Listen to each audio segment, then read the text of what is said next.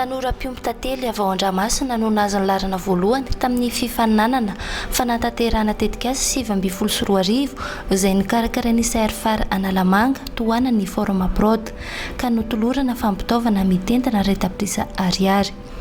Raha reny tantely iray no nentina nanomboka ny tetikasany dia efa manana trano tantely misy 20 izy amin'izao fotoana izao. Mpampifana mendrika avy ao Andramasina ihany koa no notolorana fampitaovana mitentana retaprisa ariary no nokalitao ny fiofanana izay nomeny hoan'ireo mpiofana sy ny fahaizany mampita izany. Mitentana telo tapitrisa ariary kosa no natolotra ny EPP Mangamila izay sekoly nahazo ny larina voalohany tamin'ny fifaninanana sekoly mendrika.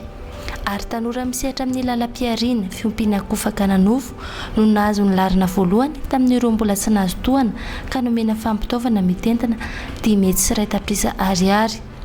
Ny 20 Desambra 2024 no nanatanterahana ny fanolorana ny mari-pakasitrahana sy loka hoan'ireo izay natao teny amin'ny la résidence Ankerana. Ny tiana mariana dia mpanomboana dia anisan'ny paikady napetraka izy io mba hampirisihana andreo mpiantsehatra rehetra amin'ny sehatra ny fampifanana ara-pamokarana eny amin'ny tontolo ambanivohitra ny fametrahana ny faninanana isataona ty ary irinay sy ataonay eo anivon'ny CRFAR Analamanga ny fomba anatanterahana zany isataona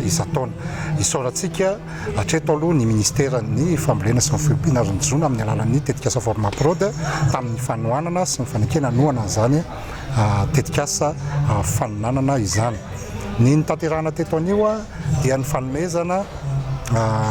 ny loka hoan'ireo sekoly roa voalohany mendrika indrindra eto amin'ny faritra Analamanga sy ny sekoly mendrika indrindra tamin'izay ny andray anjara isaky ny distrika 5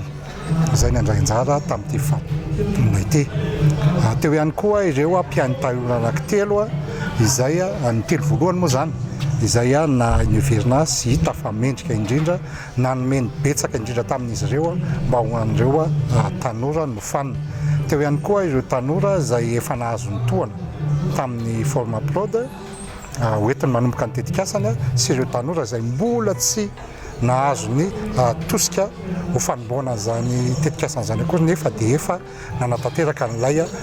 tetikasa ihany koa. Omena risom-pohatra any ireo tanora anatanteraka ny tetikasany aorian'ny fiofanana izay nataony ary indrindra ihany koa amporisihana trano ireo mpampiofana mba nomeny tsara indrindra avy aminy. Misy ny tanjona napetraka dia ao anatin'izay tanjona napetraka izay misy asa maromaro dia ireo dingan'asa maromaro ireo no narahana zany na natongavana tamin'izao fahazoana loka tamin'ny tetikasa izao.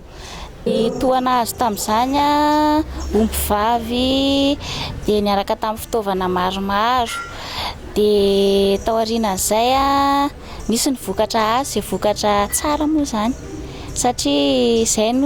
ilay tanjona napetraka nanaovana ilay fiofanana mba hahazoana vokatra tsara sy ny mba hananana traikefa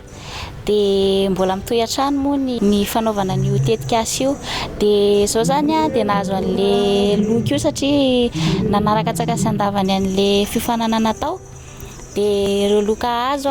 zany hoe vina mbola kasaina tao zany ireo loka azo mba hanatsarana an'ilay tetikasa vita hatramin'izay. Tsy hijanona fa mbola hitoetra ny fifaninanana mba entina hamelomaso indray ny fambolena sy ny fiompiana sy ho fanomezan-danja ny famokarana eny ambanivohitra ary ho famporosihana ireo tanora anatanteraka ny tetikasany.